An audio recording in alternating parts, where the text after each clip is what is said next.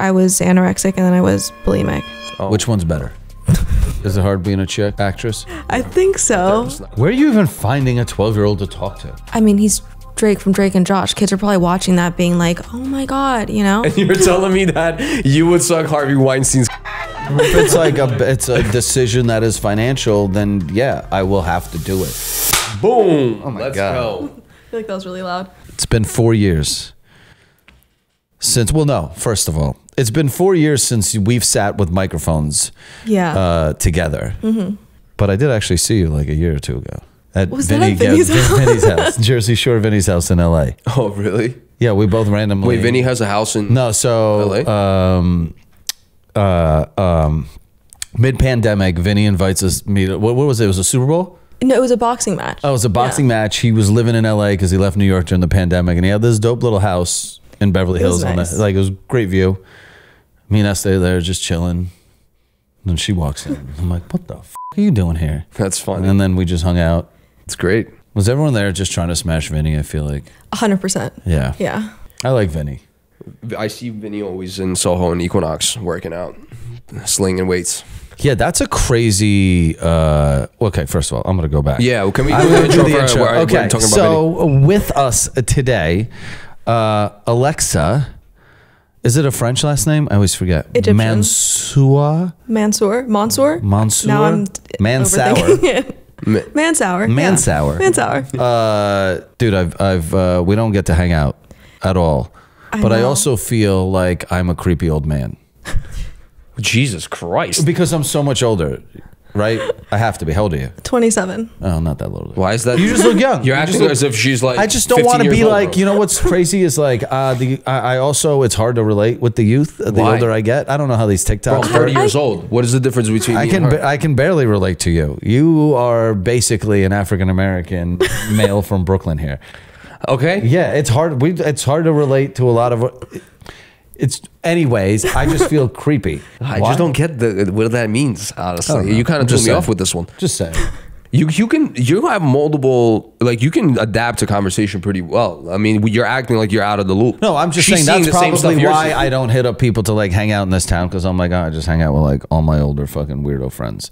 And I feel like I should be more social. And we should see each other more than once every 4 years. If you guys want to get drinks later. There you go. My plans fell through. I'm just guilting you into hanging out with me. Dude, you're an awesome actress. Thank you. Actress. What do you prefer? My therapist says actor, but I think actress is fine.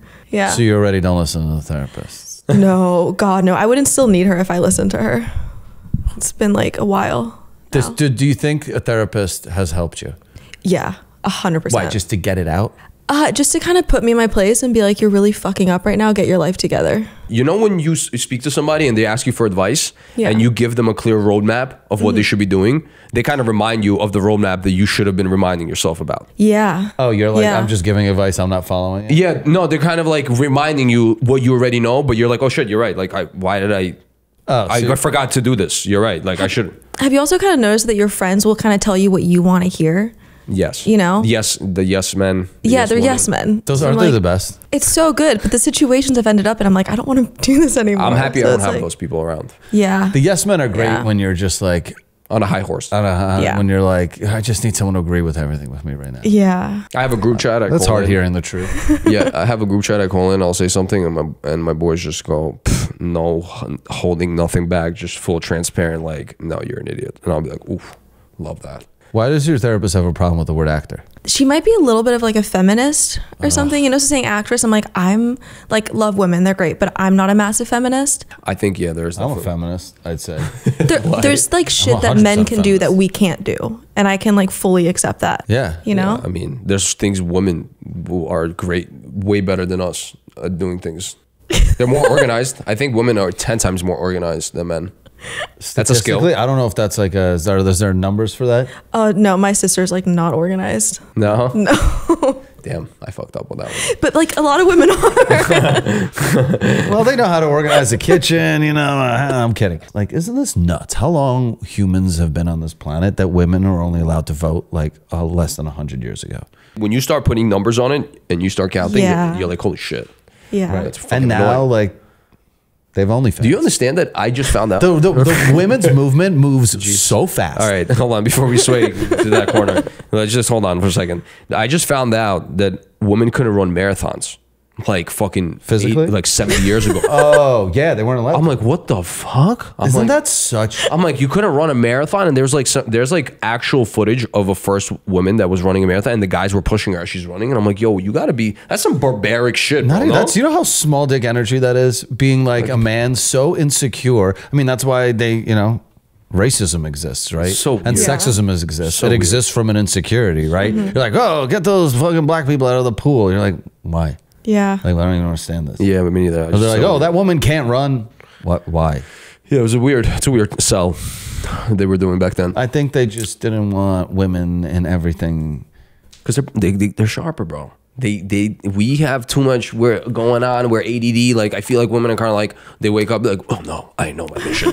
We kind of sway off the mission. Like right now, we were talking about her acting career. All of a sudden, we're talking about like, well, think about it. She would be on topic the entire time. Like I feel like she would be like, all right, this is how we're doing it. This is the structure. This is what we're following through. Well, when you're, a hunter-gatherer situation. Yeah, hunter-gatherer. The hunters are out there risking their lives for dumb shit, right? The gatherers are like picking berries. They got time to think. Women are a lot more like methodical. The hunter's got to be absolutely an idiot to go out there and be like, let's go fucking kill a woolly mammoth. When you're acting, right? How organized is your mindset when you get into like a set or a scene? It's pretty organized. I try and get out everything that's going on in my life at the moment, unless I can use it for what I'm doing. Meaning as soon as you click in, everything that's happening outside of the set you're really blanking out. Yeah, yeah, and that's why I love it, because it's like I don't have to think about the bullshit that's going on in my life. I'm just playing this person. This person has none of these issues. Do you think that was developed as you kept getting older, or that's something you had to learn? I think it was why I got into acting. Really? Yeah, to just like not have to think about my life and then kind of focus on something else. That's sick. So meaning you enter a new character. Mm-hmm. Yeah. Oh my God, it's almost like it's like a schizophrenia. That's good. Right, like as long as you don't get stuck, right? So someone's like still like, Kramer's still Kramer probably. Yeah, but you know that's so cool. But that's the same thing as you smoking weed, brother. No, it's the same thing as me dressing up for Halloween, right? Like, except you get to play it for like an extended period of time and you get paid great money for it. It's such a cool craft. The best. Everybody wants to be an actor. Yeah. Everybody. Literally There's not one person. My mom would love to be an actress, I'm sure, still. It's literally it's such a cool thing that you get to do. It's the best job ever. It's pretty fun. How old were you when you first started? I booked my first job at 17. Wow. Yeah. I was a little late to the game, I think. Like I wasn't. You think so? Yeah, like I wish I was a child actor. Like I wish my mom would have taken that step. There's some stories. I know. There's some stories. You do not wish to be a child actress. I have a Mexican mom though. I feel like she would have put people in their place. Which is true. The structure in the house. Throwing chanclas on stuff. The discipline is super aggro in the crib for sure. Yeah. Yeah. And I was going to say, but you see like Ryan Gosling and Eva Mendes, I believe. I don't know how to pronounce her first name. That's right. Eva. She said, she's like, yo, we're out of Hollywood. We don't want our kids growing up with Hollywood kids. Damn. Ryan Reynolds has a funny joke. He said, if you want your kid to be an actor, just put him in rehab first. You know what I mean? And I'm like, whoa. Oh, man. And that's... I'm assuming it's because dealing with rejection, right? A lot of people don't know how to deal with rejection with a sober mind. Yeah. And also because when you're performing this craft and let's say you're good at it and things flow so easy, you have access to everything and your value scale is kind of different. You're kind of like certain things are just like the consequences don't add up the same way as they would if you just felt life a little differently before you became an actor, I totally agree with that. Everything's just so easy.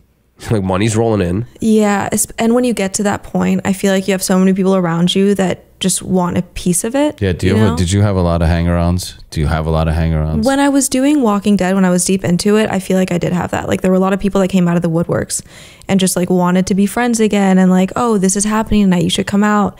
And like, luckily I got that phase of my life out before I started working. But I feel like if I hadn't gotten that crazy party phase out, I would have been in big trouble. Did it affect you like mentally that people were doing this? Did it bother you? Like, yo, yeah, especially with like dating too. It was like, oh, why do you want to date me because you like the show, or do you want to date me because you like me as a person. And in my mind, I'm like, it's because you like the show. But isn't that all dating? All dating is superficial. Like, I like you because of X, Y, Z. That's not true. Well, like, hey, I would never talk to, you know. Why you date Estee?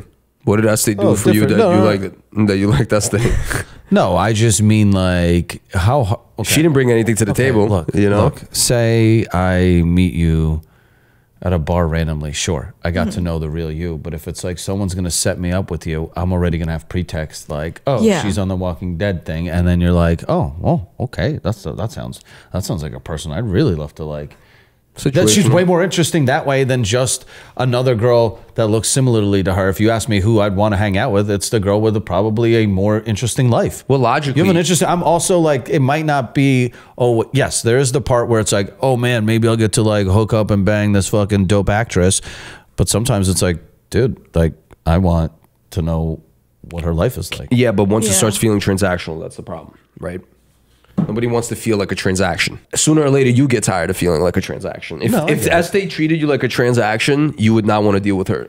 You know, in the beginning, maybe we are an extremely. So here's the thing, though, we are an extremely transactional society. My girlfriend and I, we don't feel transactional until it does, because right now everything's good. Yeah. But when I stop paying the bills because like business is bad, guess what? There's a certain amount of love she has before she's like, yo, you have a certain duty of transactions to uphold in this relationship. Can you pay the bills? Because I'm not going to, my love isn't that strong. I can stay in the pocket with you until you get back on your feet. But like after a while, like, what are you doing for me? If Estee at some point goes, I'm done blowing you, I'm not going the rest of my life without head. You know what I mean? It's transactional. Everything has a contract, even if it's not written. I expect my girlfriend, I'm sorry it's gonna sound crazy, not to become obese. I'm not attracted to that body type. And that's a transactional statement, right? She expects me to not become a fucking giant whale either, I'm sure. I agree with that. Every relationship is transactional. Also, obviously, as a female, you don't want to feel like you're getting pimped out because of like what you do for work. Oh, yeah. You know what I mean? Like obviously, she obviously doesn't want to be like, yo, this guy wants to chill with me because I'm on Walking Dead. That's corny. Oh, I know. You feel me? Like if that's off the rip, the setup, who wants to deal with that? If it becomes like a perk down the line and he's like, yo, I actually I like chilling with you. I enjoy our time together. And you're on the Walking Dead. Like, and I'm proud that my girl's on the Walking Dead. That's a different feeling. Yeah. You know? I mean, it's better to find success after you start dating, because then you're like, all right, they're with me for who I am. Yeah, 100%. Or like, I feel like at some point you kind of have to start dating people that are on that same yeah, but now you're dating two crazy people. Shouldn't be dating, because there's no way you're normal. Oh, I'm a musician and actress. There's no shot. Right. So you meet someone on your level. It's just two psychos. That's true. Yeah. Right. You're both going to argue about attention, who got more likes that day, who got a better gig. Right. Like, and it's hard to root for someone when you're in the same industry. Do you really care about likes though? No, I have terrible taste in men. I will say that right off the bat. I don't care what you do, as long as you're nice and you're just a gentleman, then I'm okay with it. But I think I need to start like raising my standards just a little bit. Well, that should be part of it, but there has to be definitely a higher barrier of entry than just a gentleman. So why has the taste of men been bad if your only requirement is be a good guy? Has there been other things outside of being a good guy that you need? No, I feel like I've always been like the kind of person, I'm like, I don't want anyone to support me. She's self-sustained. So I'm gonna, like, I don't care if you make $5 a year, fucking 10 million a year. At the end of the day, I'm gonna be okay with me. Right. But also, like, I don't want to be someone's mom. Yeah, you want an independent guy that's gonna take care of himself. What girl wants to ever feel like she has to lollygag a dude? I don't know. There's some people out there that like really just want to be nannies. Yeah, pretty much. Weird. Yeah. I want that. You know, when they're like, oh my God, this guy's got like a fetish where he dresses up as a toddler and just like pretends to be a baby all day, and you see them like, oh, these are freaks on like the Discovery Channel. Look at these weirdos, right? And I'm like, that looks awesome.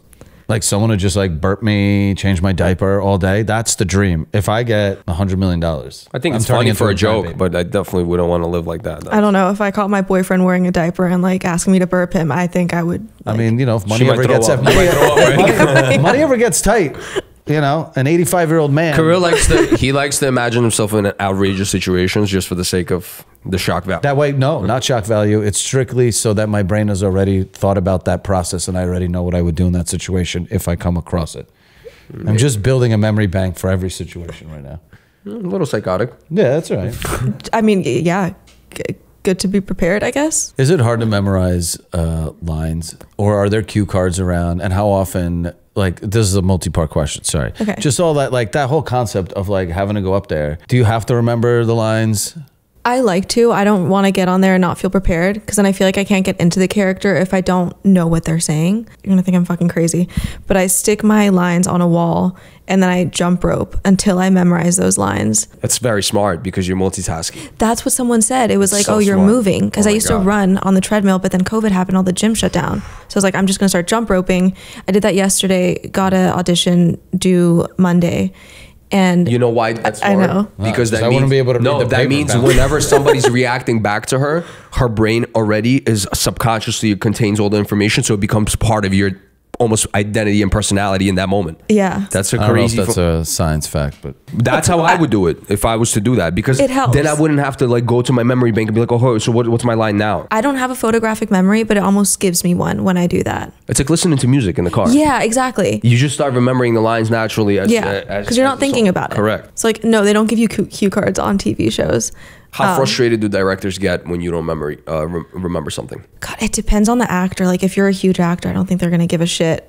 I've had people on on Walking Dead and like other shows that don't remember their lines, but it's like some people are way higher up on the food chain, so they don't really care. And also, it depends. Like, if you've got a 3-page monologue and you can't remember a couple words, no one's gonna say anything. And do people sometimes just kind of like play another word in and they keep it? Yeah, you could totally play on the words, and sometimes they write stuff and it's like, I don't want to say that.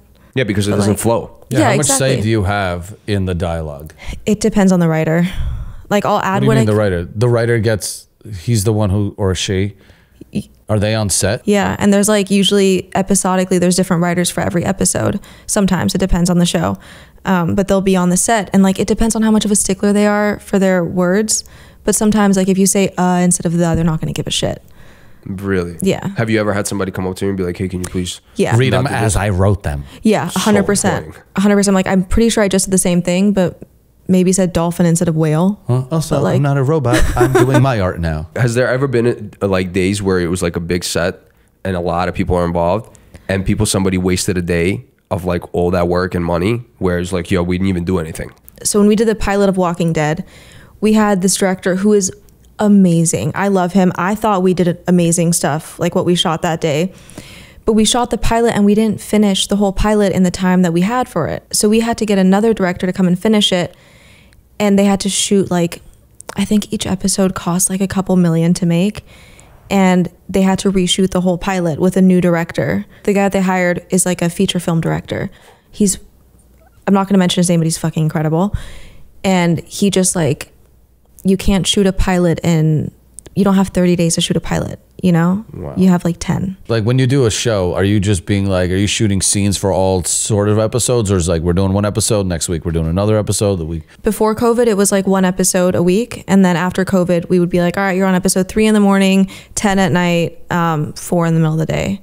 And that's like, your brain is just like, I don't know what the fuck I'm doing. Oh my God. Yeah. At what point of your acting career though, did you start feeling like when you walk onto the set, you're just like, you're not worried about nothing. You're just like, oh, I got this. I just show up. I'm good. Like in my whole career, just, like at what year of like acting where you were like, God, I'm still not there. really? Yeah. You get poops? Yeah. It's more like pukes, but like, Really? no, I get like, I freak out. Like it's, I What don't. is it like? They're all gonna. Do you have like imposter syndrome? Or people, you're like they're gonna think I don't know how to do this, or what is it? What is the insecurity? I just don't believe it until I'm on set and doing the actual job, because they can still fire you when you're on set. Has that ever happened? Not to me. Have you seen someone? No, my God, I don't know. I think I start crying for them. Really? Yeah, Really? I Damn. think so. Because it's like hard. You want a job, and it's Of like it's course. not easy to get. Yeah, but it's a competition. Be like, beat it. You're not. That's why I don't have actor friends. I'm like, I can't be friends with you guys because we want the same thing. Right. And if we're I agree friends, with you know, I'm like, I can't. If people are talking to each other like in the audition room, and I'm like, why am I going to make friends with you? I'm sure you're a really nice That's what person. I was mentioning earlier. Yeah, but I It's want you like, dead right now. It's like it's being in the audition room and Yeah. everyone's trying to chit chat. Because I was on a Yeah. reality TV show also. Oh, no shit. So when you're in that room before you get selected, everyone's trying to find information out. And me as a guy from Ukraine, and a guy that is from Brooklyn, I'm very competitive. So when I walk into these spots and I watch how everybody's moving, I'm already like 14,000 steps ahead. And I'm like, yo, I'm like, I'm not getting close to you. I'm not getting close to you because I already know how everything is going to work. Yeah. And you're right. You can't befriend these people because then you're fighting for the same crumb. Yeah. It's crazy. It just feels kind of fake, you know? It is fake. It's very fake. Yeah. Especially like when I think that would be the hardest part of an audition is walking in and seeing everyone else competing for the same thing. Oh God. Oh my God. Right?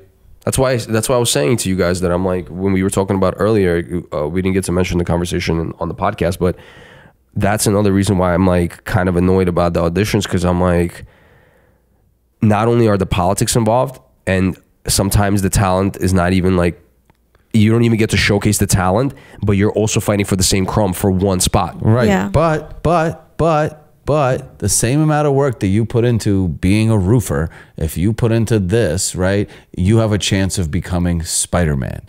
You have a chance of changing your entire universe, right?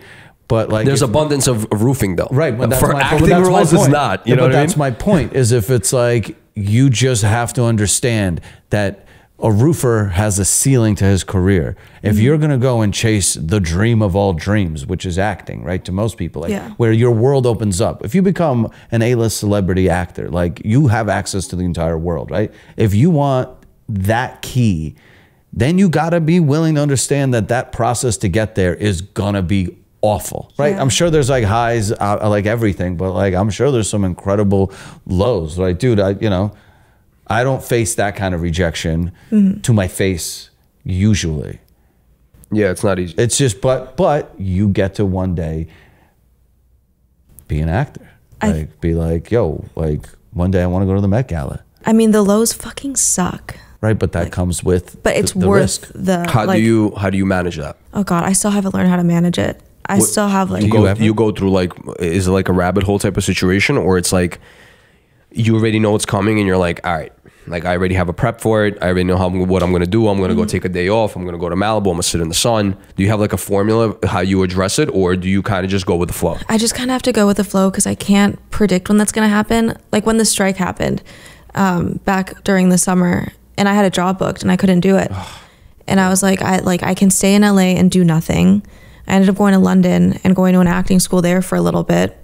But just to keep yourself busy. Yeah. Yeah, but see, that's smart. Great. That's not a smart that's move. not a rabbit hole. That's like, okay, the whole world is on pause for what we're doing. I'm not being rejected individually. This is clearly a system you took action. malfunction. And you're like, peace out. I'm going to go better myself. Like that's a smart move. I would smoke weed and eat fried chicken all day. So you basically went to the gym. I pretty much went to the gym and drank a lot of beer while I was over there because it's like it's all you do besides going to class and going out. But I mean, it was fun and it got me out of my head for a little bit, but then you got to come back and face reality. How often do you do auditions? Oh God. You just came from one. A normal week for me is like 4 to 7. Really? Yeah, it's a lot. Damn. It's a lot. So it's a numbers game. Yeah, at this point, I think so. Have you ever in your career seen a check? Like you don't have to disclose how much or from where, but have you ever seen a check and you're like, oof, like holy shit, and like got like taken away by it? There was a show that I did that didn't get picked up. It was supposed to be picked up, and then the network ended up canceling it. And when they told me what I was going to make for that year, I was like, oh, this is sick. Like I don't have to work for a really long fucking time. Wow. And then we did the episode, or we did the show, and the network saw it and they were just like, yeah, I think we're just going to scrap it. Oof. And I was like, I was at the Range Rover dealer about to buy a new car. Already like, counting the... I was like, damn it. I was like, never mind. It's Still got it though. It's an older one. Oh. Yeah, I was going to get a new one. Me and my girl, we had a moment like that too. She does like beauty content. You know, she gets like contracts for like small videos for like L'Oreal and stuff like that. Awesome. And it's good pay, you know. And then we got hit up by this huge brand one time and we thought that we struck gold. And then it was just like, we're already counting the shekels. She's already like planning everything.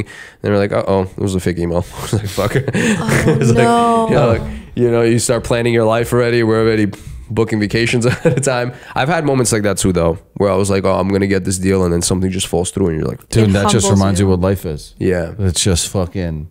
But it's good manifestation. Yeah. Yeah, it's true. You start manifesting a life for yourself and then like something else comes along. Yeah. The acting world though is really interesting. It's tough, but it's also very rewarding and fun. I don't know. I always wanted to be an actor. It's not. You had a pretty good acting scene in the music video recently. I didn't want to do. I just don't want to do the work. But like, I've always been like, oh my god, it'd be so cool to be an actor. The best feeling is when you show up on set. You don't have to touch the cameras. You don't have to do anything. You don't got to color grade anything. You don't got to worry about editing nothing, sending it to anybody. You just show up ready to act, and everyone's there to pamper you. That's the best feeling. Yeah, I think that's like the best feeling, because I come from making Vines and all these edits back in the day, and you have to adjust the camera yourself. You got to line up yourself in front of the camera. Then you have to go home and edit everything.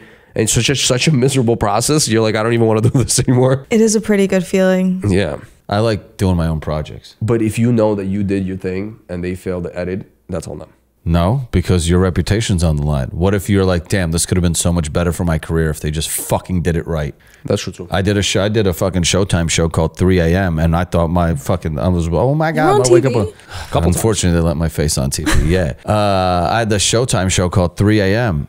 and it was supposed to be this dude, fucking Dick Wolf, the guy who created Law and Order. No shit. We were like, oh my God, this is going to change my life. Yeah, he co-signed it. Oh my God, it's crazy. And it was like one of the worst things I've ever seen in my life. It was just supposed to be about like a New York, people who existed in New York at 3 in the morning.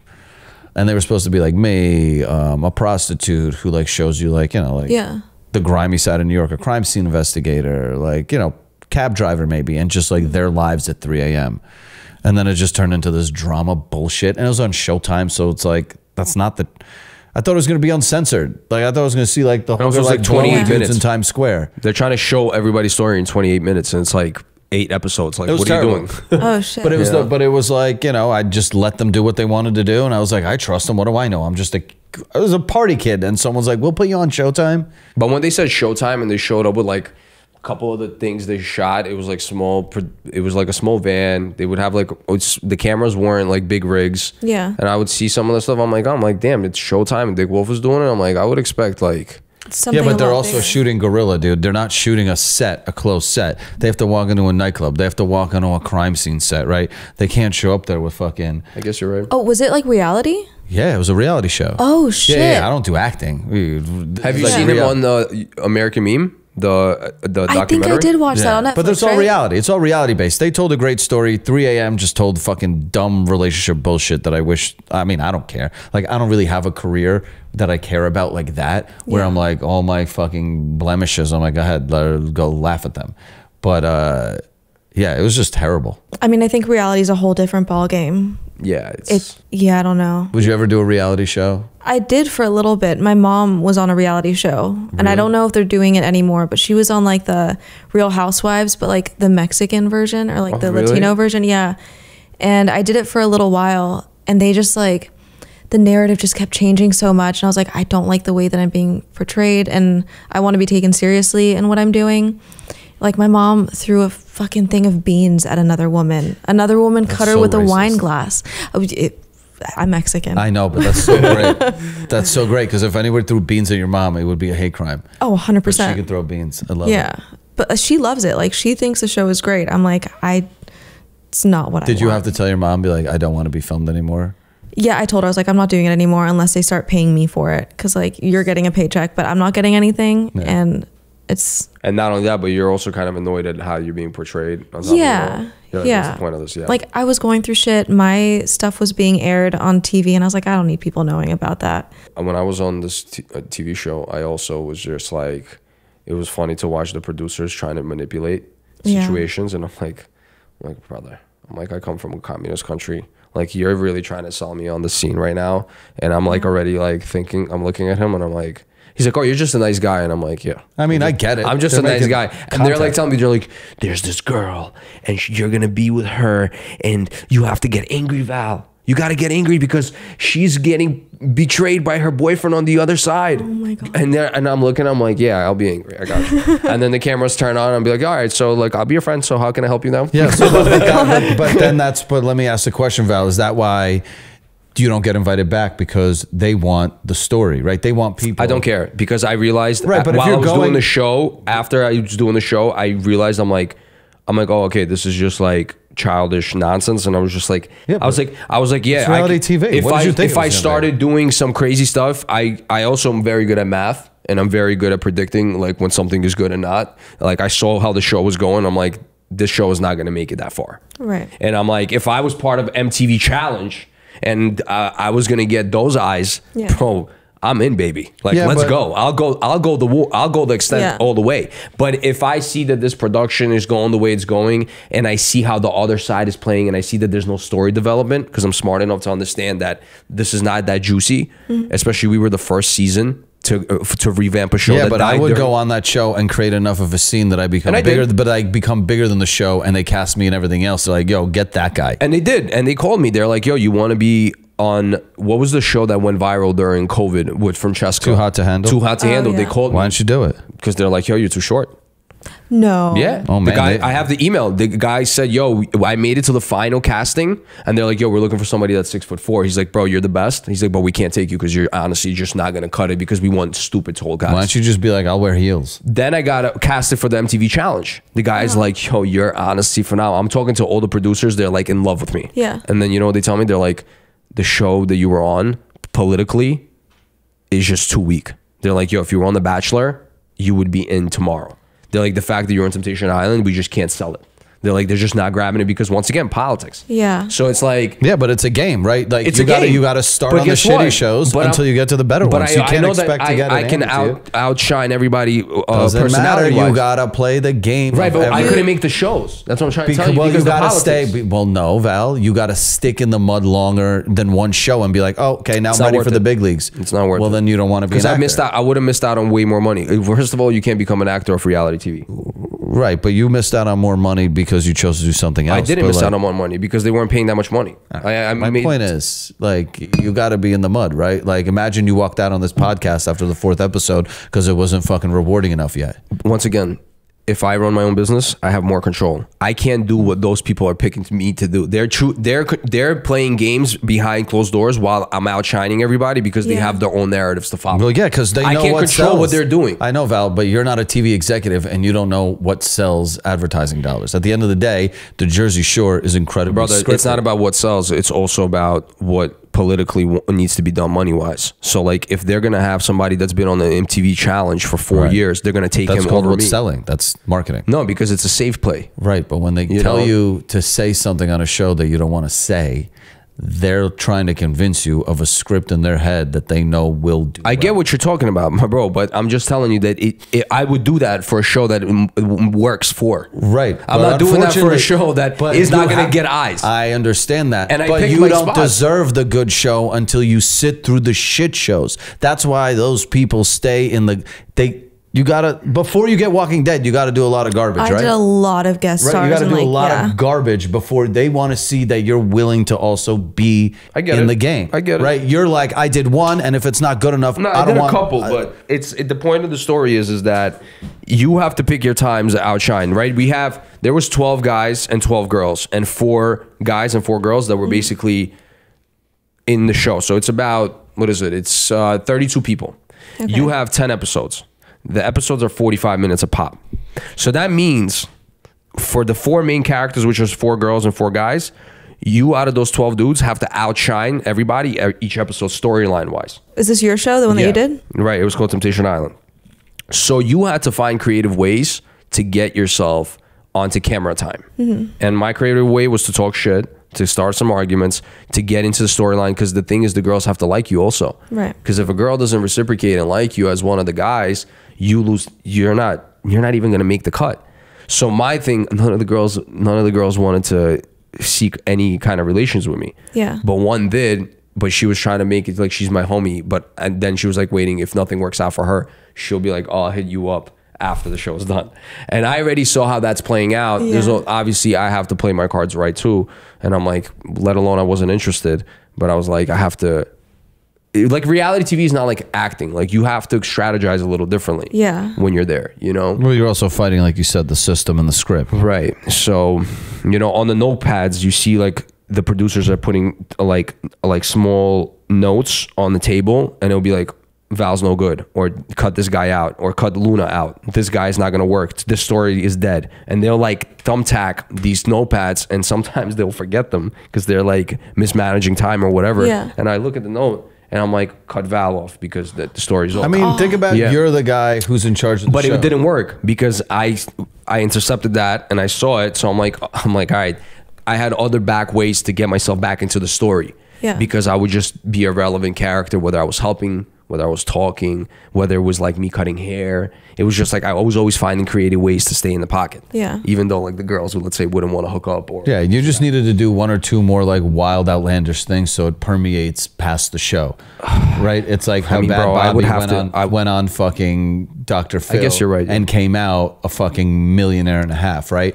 It's like, I'm not saying like. In that case, you have a point. I didn't do that either. Dude, when I had my fucking 3M, I didn't go, I probably should have gone way nuttier. The problem is if you do some nutty shit and you literally don't do anything, you're like, all right, bro, I just did something insane and crazy and I flopped. But that's the risk. That's the whole thing of anything. You're going to take a high risk. Like, I'm going to act stupid crazy. I'm the 1%. They air this and I'm all of a sudden doing talk shows. I guess you're right. I didn't have the balls.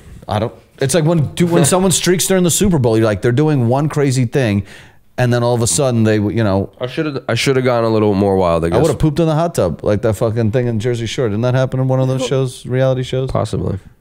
I would have done everything possible. My favorite thing is, though, watching people that have never been in front of cameras go into these shows because they like to get people that don't have control in front of cameras, you know, and can't emotionally control themselves.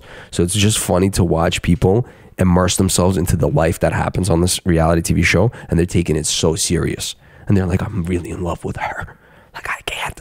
It's like they start like going The Bachelor, nuts. yeah. It's just crazy. And I'm watching this, I'm like, oh my God. I mean, I guess, do you just spend so much time together that you have to be like, all right, maybe this is real? It's like hanging out with a stripper for a month. You're like, she's got to like me, right? But I've said this before on this podcast when we first started on the pilot, like reality TV is like school lunch, bro. You know it's bad, but you eat it. You know what I mean? Like, damn. Yeah. Like people could still consume it and they know how terrible it is. It's like watching WWE, bro. You know the shit is fake and you're just still watching it. Yeah, because life is shitty. So we just kind of go and need distractions. Right. It's so funny. Like literally life is crap. We're like, hey, let's just watch some fucking zombie shows. Is it hard being a chick? Actress? Actor? I guess it's hard for everyone, but there are some things that I feel like I have to think of a little bit more. Like I was talking to my producer. I was out at some like show with him and we were talking about the music industry. And I was like, yeah, it's tough because I have a lot of people come up to me and be like, I want to write with you and I want to do this with you. I'm like, do you want to write with me or do you want something more than that? And I've noticed that with like acting too. Like you meet people, you meet directors and it's like, okay, do you guys actually want to work with me? Or is there something more that you want from me? Now let me ask you a question. Yeah. The more than that is like they're trying to what, like sleep with you? Yeah. So let me ask, you know, I think maybe it comes with age where, and I've said this before, where like there's a part of me that like, yes, I did this with my talents. And then there's another part of me that's like, dude, by any means necessary, I'll play the game, right? And it's like, is there a part where you're like, you know what? If it means becoming, you know, fucking, what's her face, Wonder Woman, Gal Gadot. Is it worth it? Or is it like, no, I'm holding on to this. Like, I don't care that this, you know, I'm not letting this guy in because he's trying to fuck me, right? A lot of women have made a career off of just being cock teases. Okay, so my thing with that is like, there's no guarantee. If I go and do that, I'm going to be a fucking extra. That's what I'm going to get. Like, I went through all that trauma to be number 345 in the film. I agree with you. You know, but if there was more of a guarantor, you would probably still it's hard to say no, right? People play the right? lottery every day, right? And that guarantee is even smaller. So it's like, do some people go like, you know what? What if I blow Harvey Weinstein right now? God. I'm just saying though, those are options that like a lot of people can consider because they're like, dude, why have integrity when this is, I know I have the talent, so I'll keep it. I'll keep it. Like, it's not like Harvey Weinstein is putting shitty actors up there, right? He's literally at what he was doing was obviously abusing these people. Where I mean, agreeing 100%. Come on, yeah, make sure you 100%. Because I don't want you to justify. I'm not justifying Harvey Weinstein. I am saying the concept of I would also cut the line because I know if I was a talented actor and someone's like, yo, you got to go audition, and I can stay in this town forever and not make it on my talent alone. Or someone's like, yo, you're going to crush it, but like, you know, you're going to do this fucking horrible thing one time with Harvey. I would be like, that's kind of worth it to me. I'm not saying it's right. I'm just saying, like, he hasn't put up a shitty actor. Is what also, I'm saying. don't forget, he's given a break to a person that deserved to be famous. They just chose to take the shortcut, or he forced that shortcut on them. I'm not saying it was their choice, but you know, I don't think I could do it. that's fine. Have you? Yeah. But like, I've had enough regrettable sex from people who couldn't change my life. So why not have one more piece of random sex that could change my life? You know how many people in my Rolodex of my sexual history that have impacted my life? Probably worse since. Can I tell you something? Your logic on it makes sense. Right. If I was single, if I'm single, but just your logic on this is always correct. Right. But the difference between you and many other people is that you're okay facing that dark. Right, and those are the people because that you don't make it. Yeah, but that's not always true. Not true. Not always true. You can't but say I have, make that I have a statement. slightly leg up advantage. If her and I go in for an audition face and the I'm willing to darkness. suck a dick, sorry, I know we weren't going to go here, but like if I'm willing to bleep do that something out. more outside of talent, that usually it's extra credit. It's like having when you're applying for college, you're like, oh, I can also speak Spanish and I like fucking, you know, rowing. Yeah, but I'm on the rowing team. Right, like just outside of my education, I have extracurricular activities that make me a more well-rounded person. So hey, Harvey, I can be Batman. That guy can be Batman, but I can be Batman. Plus, I can, you know, give you a rim job. That's it. That's the only difference. You're okay with trauma. Some people. If I was single, I don't have Estee. I'm single.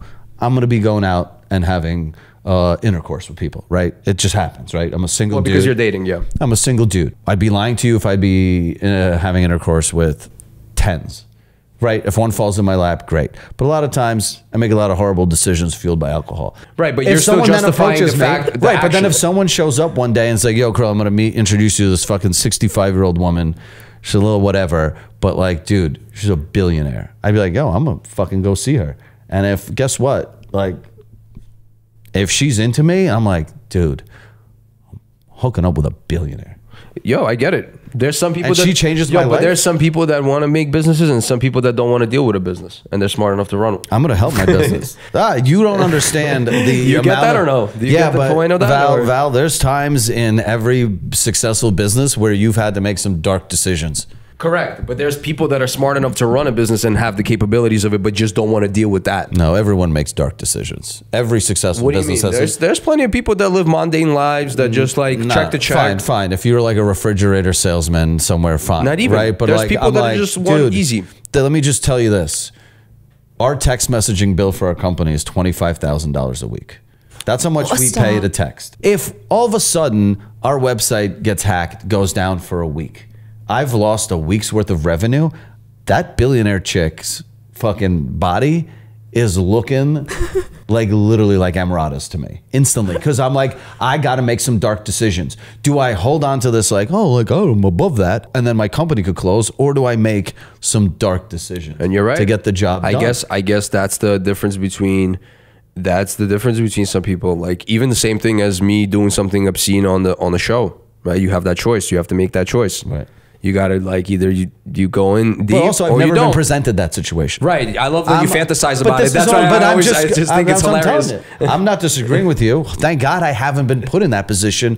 But maybe if I am, Bro, sometimes you tell me you don't want to cold approach people because you're like, yo, it's just too out of your way. And you're telling me that you would suck Harvey Weinstein's cock. Like if it was presented, like you're afraid of talking to people like in a regular conversation. But if it's like it's a decision that is financial, then yeah, I will have to do it. When I'm going out and I don't want to talk to people. But what's not financial about networking with people? You're like, I don't want to go out tonight. I'd rather stay in. But like, you know, it's easy to talk about in reference to like fantasies, but then when it gets presented, yes, that's why this is a podcast, Val. We're just talking about. I know, nothing. but it's just like it's all hypotheticals, right? It's like when you chill with your boys and they're like, "Yo, if I get robbed, I'm gonna like shoot him." Yeah. It's like, yo, my bro, like I want to see what you're really about. Like, that's literally what a podcast is. Oh, I get it, but I'm just saying. Make up scenarios. I'm just saying it's easy. It's just easier said than done. You know. Well, yes, and that's why those people, you know, yeah. They're willing to whatever you need to do to get the job done. For some. Yeah. Right? There's people who are like work underwater welders. Oh, right? I saw like it, yeah. a horrible job. That sounds worse than sleeping with Harvey Weinstein, right? Like you have to sleep in a tube because your brain can't adjust to certain air pressure. So you sleep down in the dark and then you go out and you're doing underwater welding, all to collect like $250,000 or whatever this much money they make, right? Because they want a certain end result. Bro, that's the same thing. I'm not willing to do that. Yeah, I wouldn't do that. I get it. You know, I get the question. But that's the crazy. So, okay, I don't know. Like, well, we talked about this. We spoke about this briefly, but like you guys didn't see Quiet on the Set. So that's the documentary that just came out about the whole Nickelodeon, a little bit of Disney in there, but not like a lot. It's a pretty crazy story. Basically, it's about child abuse. They kind of did it weird, and I'm not giving anything away, but it's about this dude Dan Schneider, who was like the god at Nickelodeon. He just had like the Midas touch of writing whatever shows that somehow appealed to teenagers. And then his biggest fault in the entire thing is that he should have been writing adult shows, because all his jokes, at least the ones that they pointed out, were always adult oriented, right? Like there's like, oh my God, something squirted out in some girl's face. And it's like, obviously that's a cum joke, right? It's kind of like when you were a kid watching The Simpsons, you're like, oh my God, this is funny. And then you can become an adult. You're like, oh my God, there's another layer to the jokes. And you're like, okay, but that's a cartoon. But this is like a child receiving like Ariana Grande trying to milk a potato, right, is like weird. And be like, oh, give me the milk, or her pouring water on herself upside down. So he would put these kids in really weird situations. He wasn't touching them. He wasn't fucking them. He just had a really fucked up sense of humor and applied it to children, right? So you're like, this guy's a piece of shit. Yeah.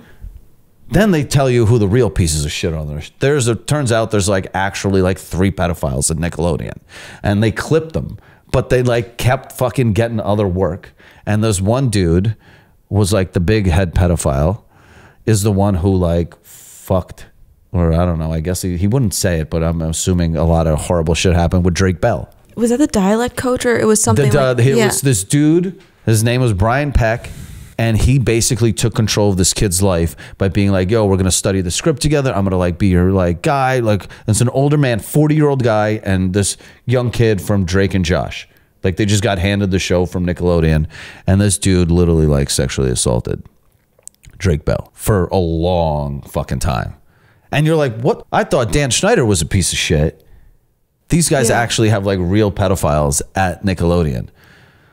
Okay, so I don't want to ruin it for you. But I had a weird roller coaster of emotions because they added one thing to this documentary that annoyed me. What? So Drake goes through this whole, he's on the documentary. He's like, you're literally feeling for this kid because he's like, they're like, he's like, I've never talked about this publicly. And he's like, describe he's like, I can't tell you. He's like, think of the worst thing that could happen to a human being sexually. That happened to me. And you're like, damn. And he's like almost every day. Because he would like live with this guy. Okay, that happens. They go through this whole shit, and then all of a sudden they like talk about Drake's like problems. And he's like, oh, you know, like that fucked me up. I went bankrupt. And he's like, I got caught sexting a minor. And you're like, whoa. You're like, I was on your team this whole time. Yeah. And then like Drake Bell gets clipped for sexting a minor. You're like, dude, you're just perpetuating the system then. I had this conversation with my friend the other night. We were out and she watched the show, but I haven't seen it yet. And I told her, I was like, do you think that excuses what he's done? And it's passed on trauma. Yeah. No, that's not fair. No. Then you can apply that to his rapist. No, I don't think it excuses it. I think it fucked with his head in a way that it's like, maybe you don't know anything else and that's happened to you for so long. I still don't think you should have done it. That's wrong. And obviously if someone's a fucking minor and you're not, right, it's pretty self-explanatory. But then how far back can I take the hurt people argument, right? The guy who hurt Drake Bell, could he say that he grew up being molested and he's just passing down his trauma and it's like, oh, I'm innocent too, right? It was hard to see Drake experience that, and then on the other side of it be like, well, I got clipped for sexting some minors, but like, you know, I didn't fuck anyone. You're like, yeah, dude, but that's like still like, dude, did you know how many people on this earth are above 18 years old? Yeah. Like, what are you doing? Why are you talking to children? No, I don't have any sympathy for him getting canceled over that. And I'm like, literally, I was watching this thing, and you know what bothered me? So before the documentary, Drake Bell followed me like 3 weeks ago. He followed like a bunch of our accounts, I guess, over time or some shit. But he followed me, and I was like ecstatic. And I was watching the documentary, and I was feeling bad for him. And I looked up, and he unfollowed me. And I got sad. And then I found out that he was sexting a minor, and I was like, good, I don't need a pedophile following me. But he still follows Linda and Asselin. Yeah. It's just weird because how does that, like, that's the craziest. Bro, let me ask you something. Like, I get you, but then how far do we use the word understanding? That's what I'm saying. So, I don't know how I feel about him. Stretch it, right? I don't know how I feel about him being like, oopsie, I had a slip up. I sexted a minor. You're like, dude, that is not okay. And no matter what happened to you, it doesn't make it okay. The problem is, right, are you the type of person, like if somebody makes a mistake in your friendship or relationship, do you forgive it depending on the circumstance and depending on the volatility of 100%. But if you told me you got fucking clipped publicly, not even publicly, like if you're like, yo, I'm talking to a 17-year-old, I'd be like, Val, what the fuck is wrong? How old was the person and who was it? A guy, a girl? Like, it doesn't matter. It's an underage, it's a minor. No, but I'm asking you, how old though? I don't know. They didn't. Like we're talking about 12, 6. Can you just find out how old is the kid? Fine. What if 6, dude? You're a grown adult. You don't need to talk to 17-year-olds. I told her I can barely text her to hang out because of our age gap, and she's 27. I'm 40. I get that. Right? Like, what am I going to be doing talking to a 17-year-old girl? Now, let me ask you. Now, can I ask you something? Right? Like, that's weird. I get that, right? But let me ask you a question. Outside of him knowing that he's texting this person, I want to ask you a scenario, right? So you go to a New York City nightclub. You're at a club, and everybody gets ID'd, right? And you end up hooking up with a chick, and she's 17. Right, and you take a liking to her, right? So then what happens? Are you a bad guy? You have to stop. But I'm saying, are you a bad dude? No, you're not, because you were operating under the impression that she was ID'd, right? I'm not. He knows he's talking to a child one way or another, right? That's why he got caught, right? Like if I can't get in trouble for like talking to a 17-year-old girl at One Oak, but I guarantee you at some point, if I find out this bitch is 17, like goodbye. Like, are you kidding me? I'm not, like, there's nothing, it's gross to think about. Also, isn't there like, but then as soon as she 15. turns it, oh, that's crazy. She was 12. Holy shit. No, that's crazy, yeah. Whoa.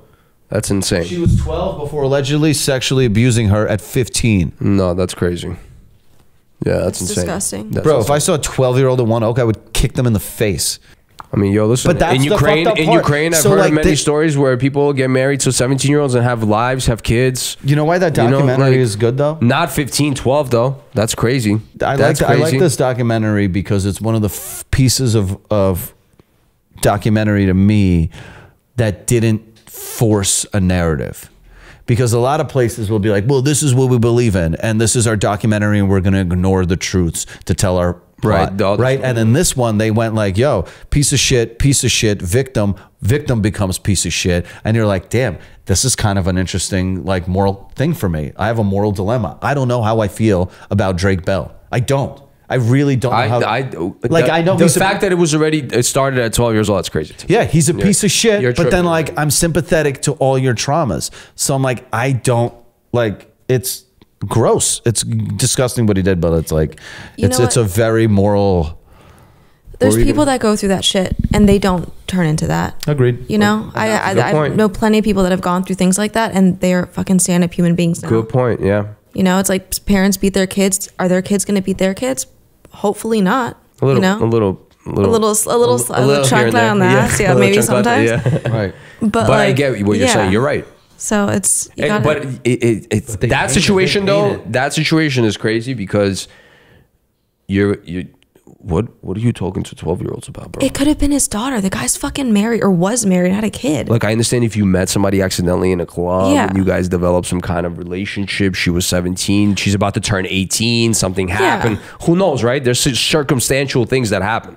But that right there is a specific target, bro. Where are you even finding a 12-year-old to talk to? I mean, he's Drake from Drake and Josh. Kids are probably watching that being like, oh my God, you know? That's major manipulation though. Thank the Lord my brand is built on adults. Can I ask you another question? Because if I was a fucking YouTuber talking to 9-year-olds, boy, oh boy, would that be the fucking most fucking uncomfortable thing to do. Yeah. Because as a straight male, like, dude, like, I get uncomfortable if I have to be at a playground alone with Georgie. I'm like, all right, make everyone knows I have a dog. Like, I'm not a creep. Like, as a guy, we have to do so much PR to be like, I'm not a creep. I'm an ally. Don't worry about me. Blah, blah, blah.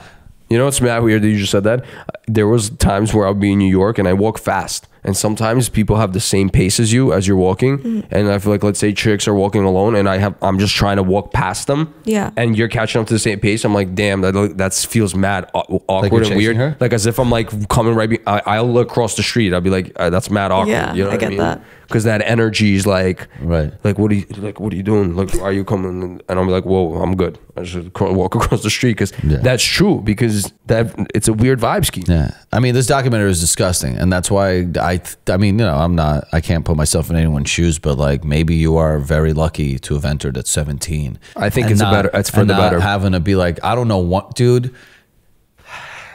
In this documentary, they show Amanda Bynes, and I don't really know. Like, I've had like one Amanda Bynes story. Me and Justin, my boy, went out drinking with her in New York once, and she was a blast, a mess, but a blast.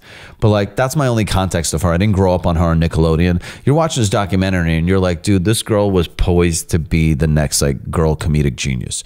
Like, she was so talented, so incredible, and they just ruined her. Yeah, they ruined her. I don't know how many fucking child actors do we know that aren't ruined.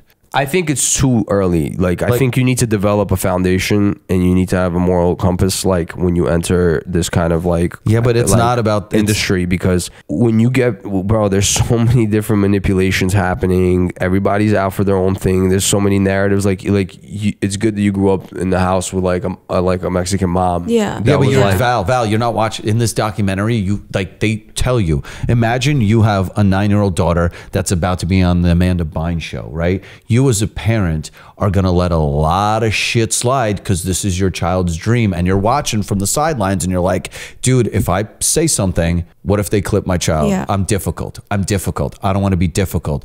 I don't want to say the wrong thing. And you watch this documentary, the parents are in there, and one kid who became nobody, just a nobody actor, this black kid who was on for 2 seasons, and he's like, yo, they clipped me because my mom was too fucking vocal. And they're like, well, just find some other kid that'll play the part. Because to them, they don't this want is problems, it's an industry. yeah. It's an industry. It's a machine. Can you imagine if we had difficult employees in here? After a while, you'd be like, oh man, it's hard to work in this environment. And I'm not saying that those kids are wrong or the parents are wrong. I'm just saying the way the system works is like you might be like, I'm going to protect my kid, but you get out there and some director and Nickelodeon and all these cameras and lights are moving around and like money's changing hands. And you're like, dude, what decision do I make? We could buy a yacht if we play this right, or we could be homeless again if we don't, right? So that's exactly why. And that's why a lot of kids end up fucking getting fucked by Michael Jackson, and their parents gave them up, because it's like, you just go like, I trust this system. I trust it. This is going to make my child a star. But that's why it's good that, like, that goes back to saying that I think it's a great thing that you started later. Yeah, I think so too, because I think like, I mean, I asked her, when I was a kid, I told her I wanted to do this, and she refused to do it until I was old enough to kind of just like decide for myself. Right. She's when smart. you learn how to say for no properly, right? When you have a little... Yeah, you have to have like some pep in your step. Yeah. And like have some confidence behind your no. At Because 9 years old, if you have no confidence behind your no and you're kind of unsure, that's how you get like left in the dust. And like you said, I like the way you answered that. To you, you have different integrity for how you want shit to be. And I feel like I have a good team behind me that's not going to put me in that position of like, oh, maybe like do this. It's going to be great. Like do this for a role, whatever. They are thinking about like what's going to make me look decent as a person, you know, and like an image that they want to uphold. What's your definition of success? I don't think I've hit that point that I want to hit. Well, yeah, you're on our show. I know. I can't believe it. I can't believe that I'm sitting here right now. When you blow up, you better come back. I'm definitely coming back. Yeah. Fuck yeah. It's like, I'm not really where I want to be. I'm like... It's funny. I went to a casting. They asked me the same thing. Yeah. I was also trying to cast for like a movie, and they asked me, they're like, "So, do you think you accomplish anything?" And I'm like, "The fuck." I'm like, "No." It's like, will we ever feel that way? I don't know. But like, if I look back to where I was 10 years ago, and that little Alexa, I'd be like, "Fuck yeah!" She'd be so excited right now. Yeah, you know. And the things you find mundane, and you're like, "I don't want to go to that." You're like, 10 years ago, I would have literally went nuts. It's awesome. Yeah. So it's I mean, maybe that's a good thing, right? Like, it just, you find the next step and you're like, oh, this isn't fulfilling me enough. Yeah. The next step. And maybe you never feel that until you die, right? Maybe that's the whole point of life. You can't get comfortable. No matter how good things feel, I think you just got to treat things neutral. Here's the thing. We all see people who chase money to a certain level that they just turn into psychopaths, right? Yeah. Like, money obviously corrupts a lot of people. Yeah. So like, it's also important to have a number.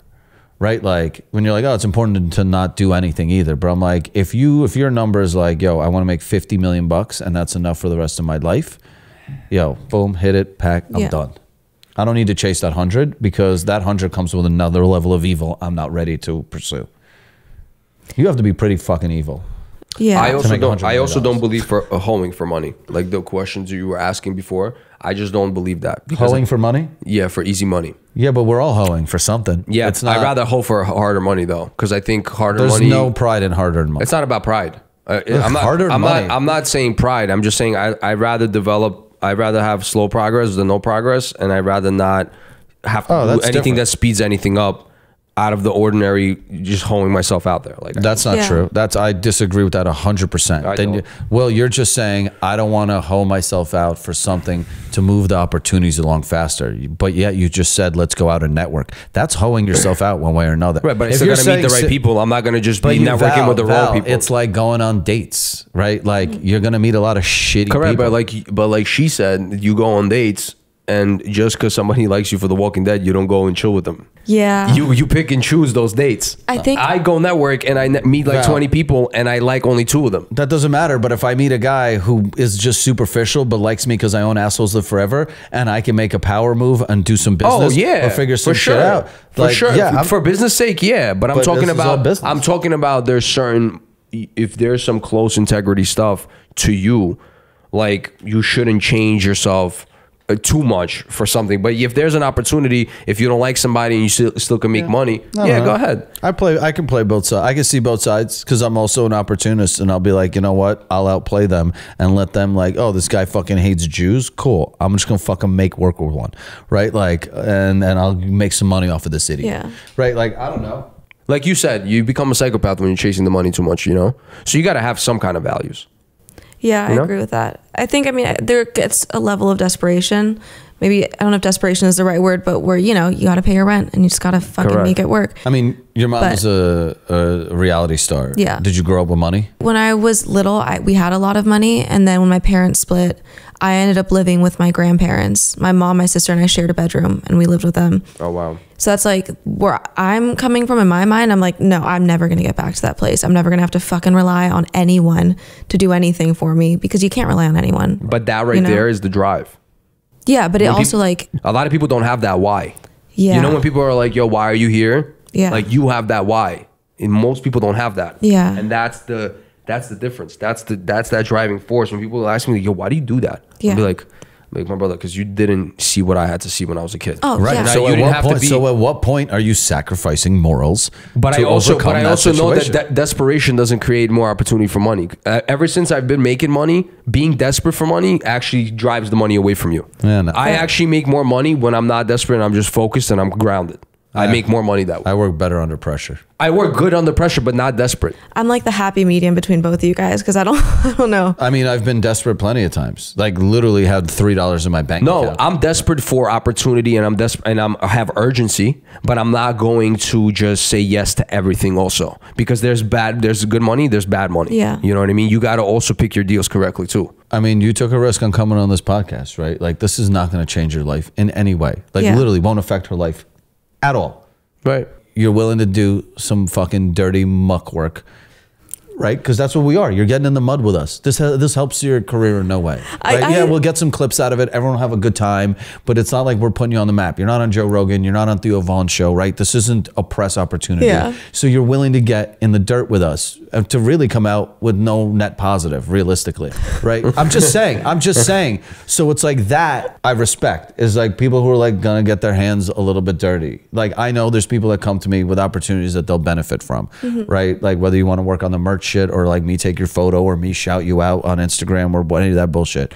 But you come here for the podcast, literally the weakest part of our brand, realistically, as we're building it. And so it's definitely honorable to see someone willing to just be like, yeah, I'll come on this. Like I have so much other shit I could be doing. I like you guys. I think you're awesome. I've known you for a while now.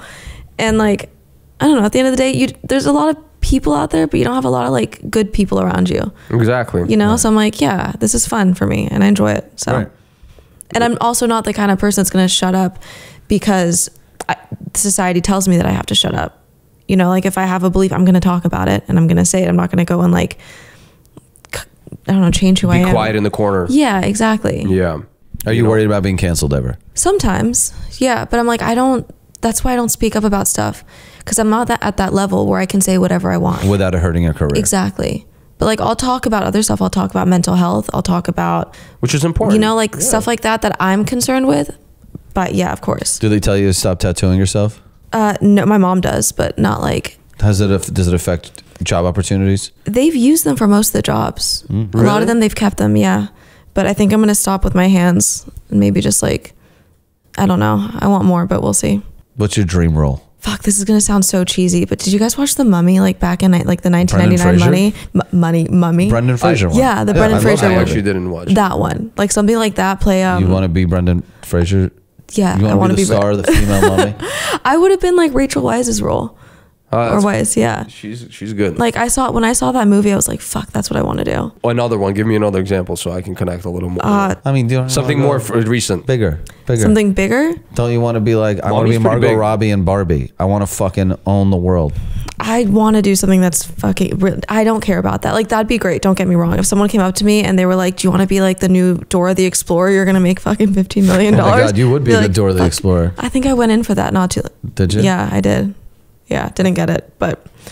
yeah, I don't know. I want to do something that's going to like... Changing people's lives sounds so cheesy. But like, I've seen stuff that takes me out of my head.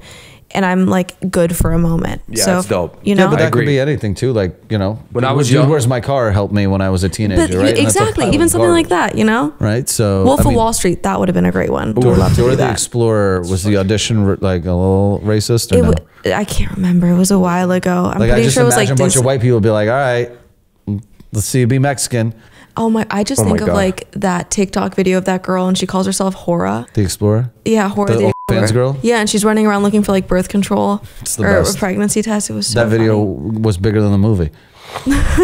Yeah. I would love to play like Italian Job like role, or so like Jason Statham, or like heist roles, like when they're planning a heist, but like dope ones, like when they did Ocean's 11, Ocean's 12. Like I would love to be in some shit like that. Fuck, like, you want to hear something crazy? Yeah.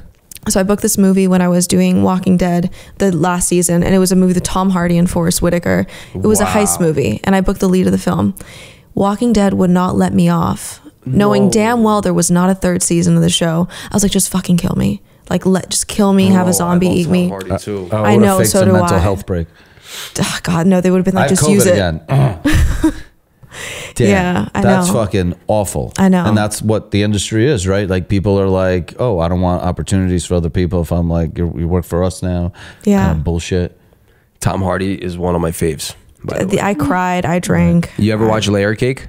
Yep. That's a great movie. With what's his face? What was it called? Daniel Craig. Layered Cake? Layered Cake. Layered Cake. It's about a drug dealer that like basically wants out of the game. And he basically is just such a like... It's like it comes back in full circle. It bites him in the ass because he like gets in the game, figures out a way out, and then he just dies in the dumbest way possible. And he's because he's one of those guys that did everything smart, but didn't want the glory of being a cool drug dealer, and just wanted to make the money and bounce. Yeah.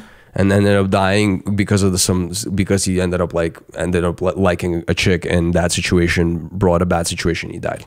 And he was like, he timed everything perfectly and was very strategic and did everything correctly. And then the thing that killed him was because he liked some girl that ended up having a crazy boyfriend that killed him at the end of the movie after he was out of the game. That was his audition for Bond. They said his acting in that movie is what gave him James Bond. Bro, if I could do a movie like that, I would love to be James Bond because you have worked for like 20 years. Would love to do that. A Bond girl? Cool, yeah. But Bond, they say that it's very excruciating, tough. Like I've read a lot of shit and like Daniel Craig is like, yo, like this shit is dope and all, but he's like, I'm good. He's like, I really don't even want to. I'd be like, shut up, you're Daniel Craig now. Also, before you were just some guy named Dan. So why don't you fucking pipe down? Movies. Oh, I had abs and they fed me and I got to play James Bond for 20 years. Like Knives Out is dope. You see Knives Out? Like a mystery movie? I saw a little bit of it. I think like a movie. Do you ever catch yourself having Daniel Craig moments where you're like, oh, I'm like, well, I'm kind of over this. And you're like, what the fuck? My life is fuck awesome. that. No, never. Yeah, like you got to pinch yourself sometimes and be like, why am I bitching about this? Yeah. I used to shoot Nas like every week, and after a while I was like, ugh, I'm so tired of shooting Nas. And my boy was like, bro, did you just hear yourself? Yeah, it's. I was like, stupid. okay, shut up, Carell. Yeah, I'm in a really good position. Yeah. I agree. Yeah, sometimes I gotta It's slap like Daniel myself Craig. too. Oh, But you made like 300 million doing 2 of them, and then on the third one you're like, all right, bro, I think I got enough out of this. Like, no, at that point you owe the franchise, right? At that point you're now paying them back for making you famous. Yeah. You're like, all right, I'll do a few I hate. it's like Ocean's 11, bro. I watched that movie onto this day, and I'm just like, oh my god. Yeah, especially watching it in the Ukraine, you're like, oh my god, this is America. I watched You Got Served in Ukraine, and Did you? I literally, What was the translation into Russian? Тебе дали? I don't know what it was, but Just some fucking. all I know is I watched You Got Served, and I started practicing the dancing before I came to America. Did they have black people in Russia and Ukraine at the time? Was Never. that just like watching, like, you Never. were like, what are these aliens? I was just like, oh my god, these are break dancers, and I got to learn how to do this. And I would just like follow the moves and just go to dance. And I would go to like when we had like festive like dance like dances or whatever in school, like this disco. I would go and bust out these moves, and I thought I was the man. I would do like head spins and shit. You've been black your whole life without realizing it. I honestly love it. I'm telling you, I think I'm part Jamaican, low key. That's a weird black to pick. Of all the blacks, I think it's just the one that sticks to me the most. Jamaicans. They're fast. They can dance. The music is fire. They do have good. I mean, all black music is good. No, but jazz, Jamaicans, rap. I know, but Jamaicans have their own like section of the music, soca and all this other shit that they do. It's fire. It's a hard accent. Jamaican accent. There's only like 3 jobs that I would allow that accent. After a while, you're like, you have a Jamaican surgeon. You're like, give me a Jew. Give me a Jew. Yeah, like, we're gonna take out this blood clot. But to be fair, tomorrow. it's You're very like, easy. okay. It's Give very me easy to Harvey annoy you. Bagelstein now. Jamaicans can only be like a few things because isn't that crazy in our world that like we judge people based on their accents and voices? You judge people. Bro, are you kidding me? If some dude walked in here with a You get southern annoyed so quick though. Like me, like usually like I hate the Australian accent. Like for me, bro, if somebody spoke Australian around me, I wouldn't even pay attention to it. No, it doesn't bother me. I just know that repetitively, I'd be like, let's all talk normal now. Like, we What all does that know. mean? We all have the same mouth tongue system. I mean, you should tell your mom Anatomy, has an like, all accent. Do make you the- tell her to talk normal? Yeah. You can't, bro. Sometimes you can't wash it away. I'm not saying you can wash it away, but I can still say it's annoying, right? That doesn't mean that like I don't like love you. I have could a just mad be like- annoying New York accent that's hard for me to get rid of because Yeah, but yours is a little silly too, so it's fun. it's fun, but sometimes it's a little too like noticeable, and I become like a little bit of like a target in the room because they right away like, oh shit, this kid sounds weird, and we could tell that he's from New York. So they judge you. But the issue is when I was younger and I had to wash away my Russian accent.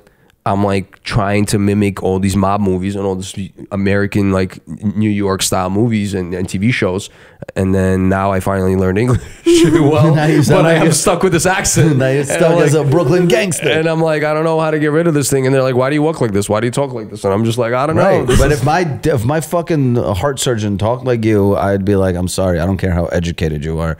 That voice is just, it's not like, I don't have an intelligent sounding voice. You know what I mean? Like, no, I don't. Yeah, you do. You have a very clean cut standard English. Hello, I'm a white. No, it's not annoying like that. It's standard English though. You don't really have much of an accent. Bro, Would you say he has an accent? Dude, it's all about, no, it's I don't think so. situational. Yeah, I you have very clean like standard English. Yeah. You know. Yeah. She's washed away her Mexicanness. Do you speak Spanish fluently? I do, yeah. Yeah. Yeah. And you can read, write everything. I mean, writing with all the accents and stuff. Yeah. I can write it, but like I can read it. Yeah. And your mom taught it to you. It was my first language. Sick. Yeah. But you were born here. Yeah. Do you guys travel back to Mexico ever?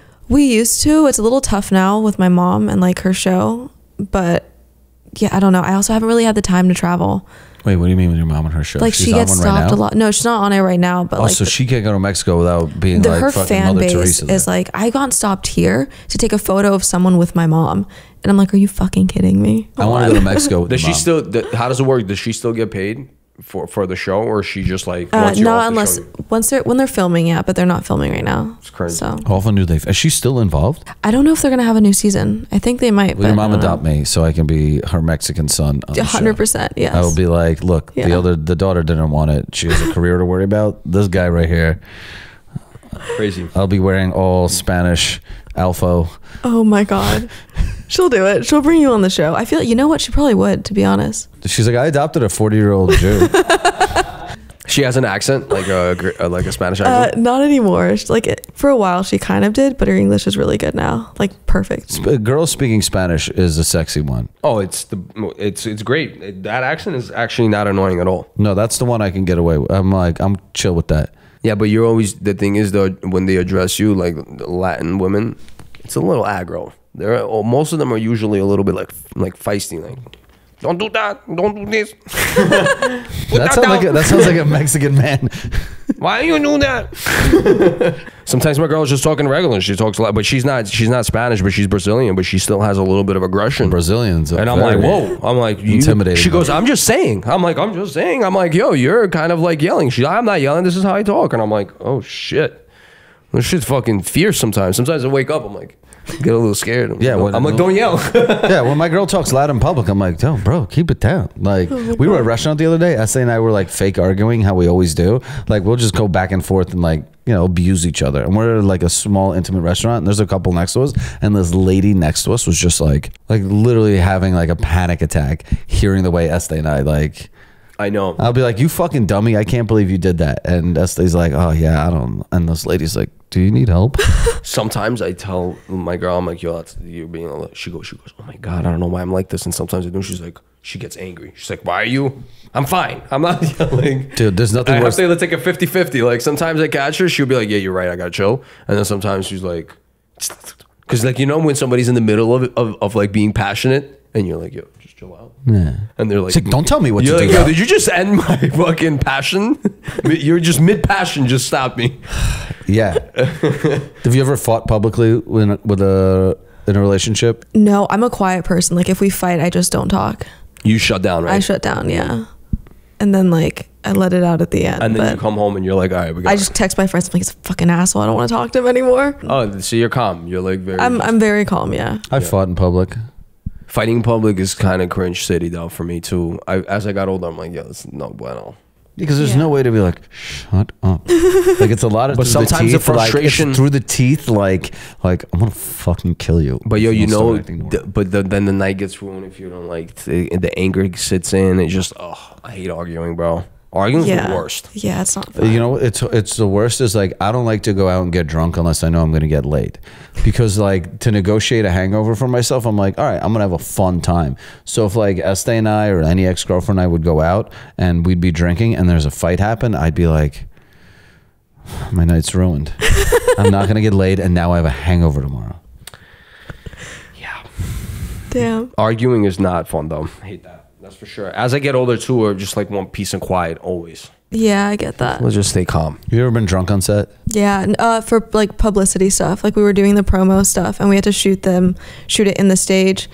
And I still have a video of myself just taking shots in my trailer alone and then going on and like trying. Why? Because you were nervous? I was just so like, I was bored. It was like 13 hours of this shit on a Saturday. And I was just like, probably should not have been drinking on set, but you just got like salt over here and just taking shots. The makeup ladies had vodka. All the makeup artists had like vodka and tequila in their mini fridge. Like we're supposed to keep like some makeup. So I knew where it was. So I would just go in the trailer and like drink some of it and then go. But now I don't do that. Can I ask you, I saw you smoking a cigarette. Yeah. Did you start smoking cigarettes because you get nervous on set? I started smoking cigarettes because I dated a musician for God knows how long. Okay. And like at first it was like casually, like if I was out and stuff, but then I started dating this guy. We're not dating anymore, but he smoked all the time. So I was like, oh cool, like I've toned it down since breaking up and stuff. But I was just wondering if it's like because some people smoke to like get the anxiety out. I picked up smoking because it like, this is super off topic, I had an eating disorder for a really long time. Really? And I noticed the smoking took away the anxiety of eating. It didn't make me not eat, but it took away the panic. The nicotine, yeah, because... Yeah, but it wouldn't like take away my appetite, you know? It wouldn't take away your appetite? No. Because for most people it does. And that's how people develop like holes in their stomach, because because the nicotine, it's like caffeine. It makes you feel like you're full. It's almost like Adderall. Yeah. But they don't eat.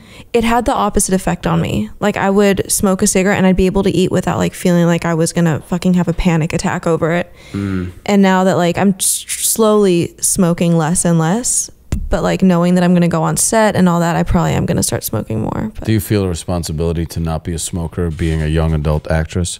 people are going to do what they want to do. It's so bad for you. Like, But I'm like, not. do people around you go like, don't get caught? Like, I think, you know, I'm very conscious of that when I'm around people who are in the public eye. Like, I think I took a photo of you once and I was like, give me your cigarette. Yeah. But you shouldn't have it in the photo. Right. Do you have to worry about that kind of shit? No, I mean, I'm almost 27. Like, at the end of the she's a day, grown woman. Like, You never know. Some people are like, hey, we're trying to build this little wholesome thing. Like, hey, we're trying to become like, we got this thing with Disney happening. Like, I try not to, and I try to be conscious about that. But at the end of the day, like, there's, you know, people are going to fucking smoking looks cool. hope it looks cool in 40 years. yeah, exactly. You know? I agree. But will. like, Smoking does look cool. It will. That's, Smoking always will look cool. smoking Because it's villainized now. So doing something like that is like edgy. It's like James Dean cool again. Like Yeah. when I go to Europe and you can smoke places, I'm like, this is awesome. Right? It's almost like not bad. yeah. Yeah, Europe is big on that. Yeah, you're like, To you them, know if what? you don't smoke, you're weird. You're like, America Yeah. used to be free. Look at these people. They're free. Smoking cigarettes in a restaurant. How awesome. Yeah, like, I don't condone it. If I say don't start, it's not worth it. A little devil's lettuce, though, is not bad here and there. Yeah. You know? I love weed. You can't smoke weed. I freak out. You panic attack? I A actually had a mini full-blown. panic attack in here to just now, earlier. Oh, I About what? always have panic attacks. I just had a panic attack because I felt like something beating weird by my heart, and I drank like crazy yesterday, and I've been working out a lot, so I've been having these weird thoughts that God forbid Yeah. something's wrong with my body because I overdid the marathon, and haven't been sleeping well because I was working a lot, so I just had like a weird feeling in my chest, and I'm like, Oh, I get those, like, oh my little God, I'm gonna die. palpitations. I'm gonna Yeah. I'm like, oh, this is it. I literally Yeah. almost fainted Yeah. in here. I was like, started like kind of looking around. I wish you did. That would have That been would have crazy. been a great episode if you fainted. How did you, by the way, we throw some light on this? How did you get over your eating disorder? My God, a lot of therapy. Why do you think What that- was the eating disorder? Do you mind? I had both. I was anorexic and then I was bulimic. Oh. Which one's better? If you had to choose between which eating disorder, which one is better? Fucking be anorexic, man. Right. Because you're not really throwing it. You're like it's the vomiting part's the barrier of entry for me. That Yeah, no, and I have a fear of puking. I've always had a fear of puking since I was a kid. And It's I crazy was, that most people that are bulimic have yeah. that. And then like 2020, I got hospitalized for it, and I was in the ICU for about a week. Can I ask some questions? Yeah. If you're open about it, just Yeah. because I don't even understand how the concept works, right? Go So ahead. like what? You eat the food, you hate the way you feel about the food and yourself, and you're like, now I'm gonna puke it up. It was a way of like numbing my feelings. So I would like eat because then that's what I was focused on, and I wasn't focused on anything else, you know? And then like after the fact, you feel light and empty, and you're like, oh great, nothing's wrong, you know? But So it was almost like a high. No, it's a psychological thing. Right, like I eat because I'm like, it makes me, like it fills some void, but then I'm like, that was delicious. I don't want to throw this up. well, I think that's like, I'm good now. I've been recovered Right. for a while, but it's like, I don't think I ever refound that joy in food. You Right know? now, you're not, food doesn't make you happy? It's like, it's fuel, and I eat it because it keeps me alive. But I'm I like, think of it like that too most Yeah. of the time. Though. I'm sorry. I no, love it's you guys. sad. That's a It's very depressing. boring It's answer. really, I think, but me be working out and taking care of my body, like most of the time, I'm like, yo, I don't care to eat ground beef 3 times a day. but I'll make food that I enjoy. Do you know what I mean? Like, I'm not gonna have like steamed fish and broccoli for every meal. Like, I'll have pancakes, I'll have all these fucking normal meals. But I don't like people that are like, oh my God, you have to go to this place because the food is amazing. I'm like, I don't get it.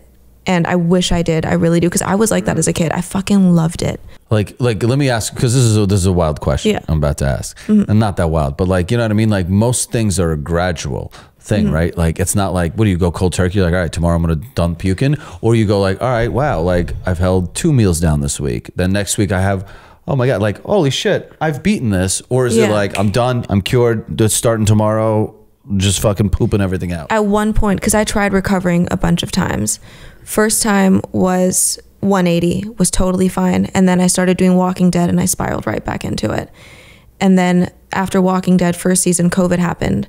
So I was like, I got nothing. Like, why the fuck am I trying to be okay right now? Because I don't know what's going to happen with the world. When it was just a way of like hurting myself. And I think there was a lot of different things that I did it in the past to do that. But then like when I ended up in the hospital and they're like, your heart's like failing. Damn. Oh my God. Yeah, no, I was. Were there outside pressures for image issues? Like, dude, in this Nickelodeon documentary, they were like, called up one of the girl's parents and they're like, yo, we already got a fat girl on the show, so get your girl in order. and you're like, ugh, like that's such a rough thing to say to someone, but not by like producers or directors. I remember going to like press stuff and I had like a makeup artist being like, you should just suck it in a little bit. And I was like, oh fuck, that threw me into a spiral. And I was like, they're like, dude, what are you doing to me? Why would you say that out loud? Like, I'm about to go out there, I got to be confident, and you're gonna be like, oh, by the way, nice chins. You're like, oh, thanks. And people like make comments online too, and you're like, that's crazy. Yeah. So once they were like, if you hadn't come into the hospital today, I don't think you would have been here tomorrow. I was like, I gotta fucking fix this shit because I'm not invincible. Oh my God, that's scary. Yeah. That's crazy. Yeah, it was really bad, and that's like when I stopped like going out and like partying hard and all that kind of stuff. Being bulimic is like a coping mechanism, you would say? Yeah. And being anorexic is an obsession of staying in a certain form for some people? I think both of them were control for me. I went from living in Bel Air with my parents having anything that I wanted to living in a bedroom with my mom and my sister. And that was the only, and I was being bullied for being a chubby kid. Oh, you know, so I was like, okay. I was like, now it makes sense. Okay. I was like, that's what I can control. Last question. Have you ever auditioned for a role you didn't want, but you just knew like this would help in some way, or your career? Like, do you do things, every job has shit, right? Yeah. Like, are you getting to choose all the positives of your life, or you're like, yo, I'm still eating shit here and there? No, I don't turn anything down. I will take every audition. I'll do every single audition. Yeah. And then it's like, it's going to get me somewhere. I'm not at that point yet where I can be like, I'm too good for this, you know? I respect that. Do you think you'll have a point where you'll be more picky, or are you going to be Nicolas Cage? No, I'm going to reach that point. I think I'm just not there yet. Fire. So I like that. But that's, do you have your Oscar speech written already? Fuck this shit, bring Will Smith back. I think. Shit. Yeah. I don't think he deserved to be banned for 10 years. I mean, you shouldn't also assault a human being for a joke. No, definitely don't slap anyone. But like, so worst things happen in Hollywood. Okay, that would not be my. Yeah, but worst things happen. You're like, never mind. Actually, I take it back. Okay, I need to mark that part. Yeah, but most worst things. My happen side in boss is Chris Rock sometimes. So. Oh my god. Will Smith, like, don't get me wrong. Like, I watch everything he does. Sometimes a chick can make you go crazy, bro. You know what I mean? Yeah, I don't know. Their whole thing. She poor guy got fucking muscled through everything he could with that chick, bro. Yo, if my girlfriend, them, bro, to the next degree. My girlfriend abused me. This guy didn't even know what he's doing at this point, I think. Nah, that's not true. I don't give a shit. I know, but still, like, why would you take it out on Chris Rock? I wouldn't. I'm not punch her in the face. I'm not justifying that you should slap him. Why is it okay that he can slap Chris Rock but not with his wife? Why is that like the craziest statement, right? I'm just saying. I'm not saying it's right, but it's wild as a society. As a society, the minute I said he should have slapped his wife instead of Chris Rock, literally it instantly sucks all the air out of a situation. Forget about slapping her. Just get rid of her and get out of here. No, I'm just saying. Then tell Chris Rock to get out of here. Don't react to Chris Rock's joke in a way that you wouldn't react to your wife saying that she cheats on you. Yeah, he had more contempt for Chris Rock than he did for his own wife. Yeah, I think acting on impulse is just not a good idea. Of course, you know, but you know we do it. So he can't slap her, so he has to slap somebody. You know what I mean? Yeah, no, I think he took one for the team on that one. Yeah, Chris unfortunately had to take the cushion, bro. Dude, if Will Smith slapped me, I'd be like, thank the Lord, baby Jesus. If anything, Chris was like, yo, it's pretty good, honestly. It kind of worked out. It does. Thanks, homie. Well, sometimes you got to turn lemons into lemonade. Right before a fucking stand-up comedy tour, that's a good fucking... Right, and getting clapped for like your job. Like, and he didn't get slapped by a security guard. He got slapped by a top fucking 10 actor. You know, his publicist was in the back just like, fuck yeah. He's like, this is amazing. Yo, raise those fucking ticket prices. Let's go. Hey. I would have, honestly, after the show, be like, don't even worry about it. They're literally fried out. Like, yo, you should go honestly dump your chick. But the fact that you did that, I might honestly send you like 100,000. Tell me you didn't wish that Will Smith slapped you. Oh my God, please. Yeah, see? Yeah. Why not? My God. Why? So it would make you instantly overnight. Just a fat check would be really nice. And we go back to the Harvey Weinstein. Okay, we're gonna go brother. But once again, what are we willing to do? To a steak, though. No, it doesn't matter. Yeah, yes, it does matter. It does matter. Well, don't compare Honda to a Ferrari, bro. Yeah, but they're still both cars. Doesn't matter. Yes. So they are both. We're willing to abuse our body take abuse for a certain thing. I said different circumstances, though. You can't. Would you rather be hit by a Toyota Camry? Or would you rather be hit by a Bentley? Bentley. Yeah, there you go. Hit by a Bentley. So Harvey Weinstein's the Bentley. No, but that's you're talking about sexual abuse. Yes. And then you're talking about getting slapped. I'd rather catch a slap any day. I'd rather catch a slap. I'm not disagreeing with you if they both had the same outcome, but they don't. Yes, they do. Whoa, Chris Rock is not Chris Rock isn't a Marvel superhero. Brother, I would rather get cracked any day of the week than somebody fondle my fucking, you know what I mean? For like a little bit of play. Yeah. It's not a little bit of play. I'm good. I'd rather get cracked. You'll crack me. Just hit me. So you don't want to earn it. Got it. Well, I'd rather get hit in front of live, like millions of people. Sure. And get it clipped. Sure. Way better for me. Sure. Yeah, not necessarily. Because one, I'm a victim. Two, I'm a sympathy case. Three, I make money on the back end. And four, everyone's calling me asking me if I'm okay. Are you okay? You know what I mean? Right. But so like that right there is a beautiful setup. Like what is better than that? And then not only that, but new relationships get rekindled because you have more business opportunity. Like, yo, I feel so bad you got slapped. Can we do this thing together? I'm like, right. Until you realize that also we're comparing that Chris Rock was already famous at the time. Awesome. Right. But I also don't want to be the person that's going to be like, damn, you hoe around for some money, huh? Yeah. You get on your knees for some cash. Yeah. We see you. We all do. No, but I'm saying it's way more honorable to get slapped like Will Smith. I'm not disagreeing with that, but I'm just saying that you're willing to sell your body for advancement one way or another. I'm not saying that doesn't matter. This is like a lottery though. But you're saying that like, yeah, talent needs a little help. Sure. That's it. That's all I'm saying. Once again, but choice-wise, slap. Yeah, but guess what? Harvey Weinstein's not taking a slap. He's taking head, and that's the difference. Basically, acting is not as fun as they make it sound to be. I mean, I think acting is acting like any other job. You know? Yeah, I mean, if this podcast cancels me, can I get a job in merch? Yeah, sure. No, we're going to make sure that we come out clean. All right, can you clap us out, please? Yeah.